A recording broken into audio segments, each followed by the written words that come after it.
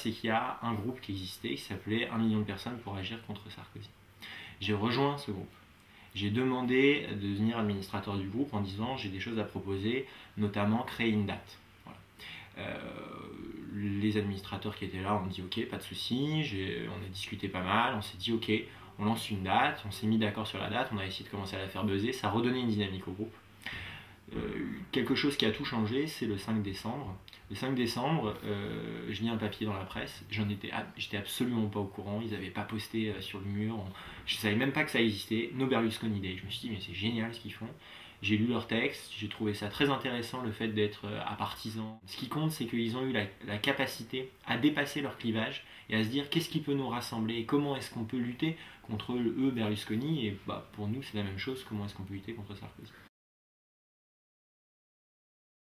No Sarkozy Day. La revendication est simple, c'est nous demandons la démission de Nicolas Sarkozy.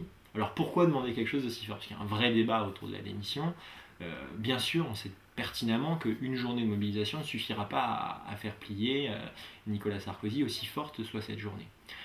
Mais il est indispensable que la population sente qu'elle a la légitimité de le dire et la force et que les gens qui pensent ça ne sont pas tout seuls. C'est ça l'avantage des réseaux sociaux. C'est pas nouveau que les gens se regroupent sur Facebook contre Sarkozy et de façon massive. L'objectif c'est de transformer évidemment un maximum de personnes du virtuel au réel, mais on sait bien que tous les gens qui sont dans le groupe n'iront pas manifester. Parce qu'on peut afficher son soutien et ne pas manifester. Par contre, on sait très bien que tous les manifestants ne sont pas sur Facebook. Ça veut dire que dans la population, il y a peut-être autant de gens qui nous soutiennent.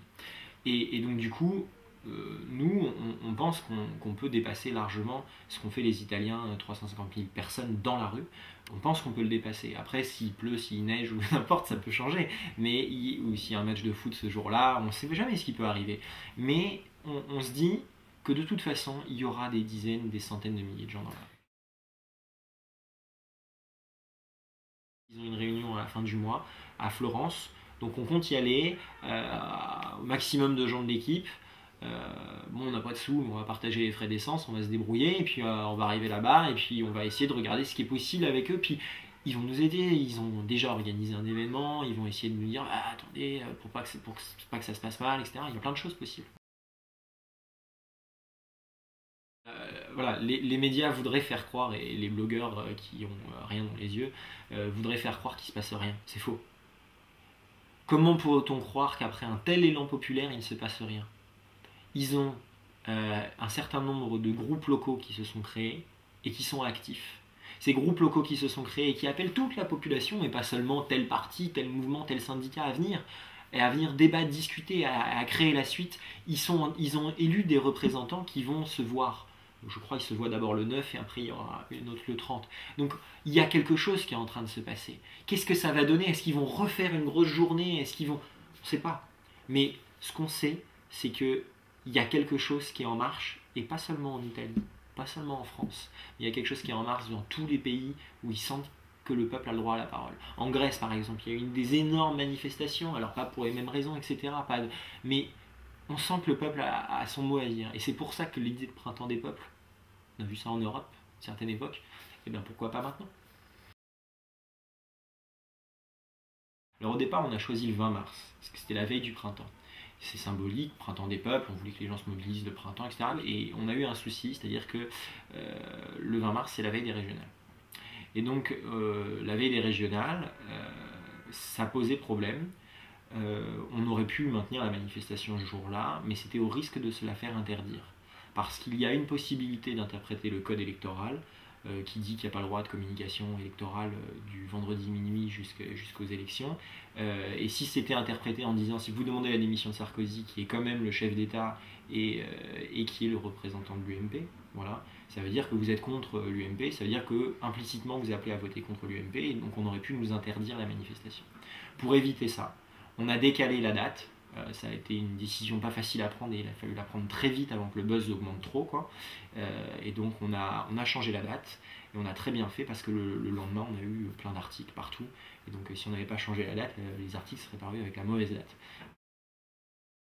Bien sûr que c'est un danger. Je veux dire, quand on voit un certain nombre de discours sur la peur, la division, la haine de l'autre, et la stigmatisation, et en même temps un retour toujours des cadeaux aux mêmes, et voilà, on sent bien qu'il y a un clan qui se bat.